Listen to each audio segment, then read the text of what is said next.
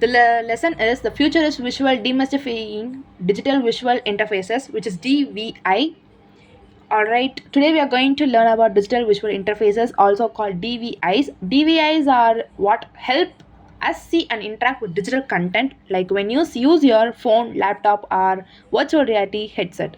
They combine visual, sound, and interactivity, making our experience with technology more realistic and engaging. So basically, DVI connect us to the digital world in a more natural way. Next slide is about digital visual interface, which means is a bridge between you and your device's digital content. It helps transfer visual data clearly and quickly, for example, HDMI, DisplayPort, or even your smartphone screens. It includes graphics, videos, and sound all combined together, helps makes complex data easier to understand visually. So DVI are not just about showing pictures, they are about creating interactive experience. And the third slide is about the evolution of DVIs, like over time.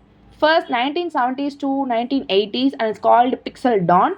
This is an old computer, has simple raster displays used main for basic graphics and arcade games. And second is 1990s to 2020s HD revolution, which is LCDs and HDMI came in. We started getting clearer high definition displays like modern TVs and monitors. And third one is 2010s, and now it is called immersive era, introduction of augmented reality and virtual reality. Real and virtual worlds now blend together, used in education, training, and entertainment. And the fourth slide is about components of strong DVI, which is parted into three ways, like hardware, software, and human factors. Hardware includes GPUs, sensors, and screens, which supports 4K and even 8K. Software uses APIs and rendering engines like OpenGL and makes visuals smooth and compatible with different devices.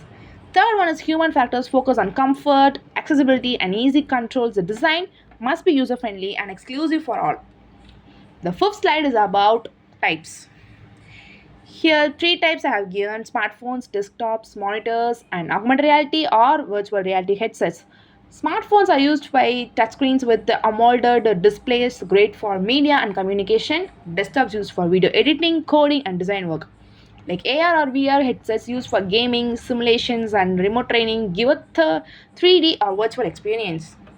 And the sixth slide is about the power of visual storytelling. DVI also help tell story visually through images, animations, and sound. Is it powerful because our brain remembers visual than text? So parts of visual storytellings are static images, animations, audio, and interactive visuals. These are simple visuals or infographics, add motion and emotion, adds background, mood, or sound effects. The user can control what happened next. Used widely in education and marketing to grab attention and helps understanding. This is about the power of visual storytelling. Then sound slide is about real life application, which is gone through some case studies like healthcare, education, and entertainment. DVAs are used for changing the world, including healthcare.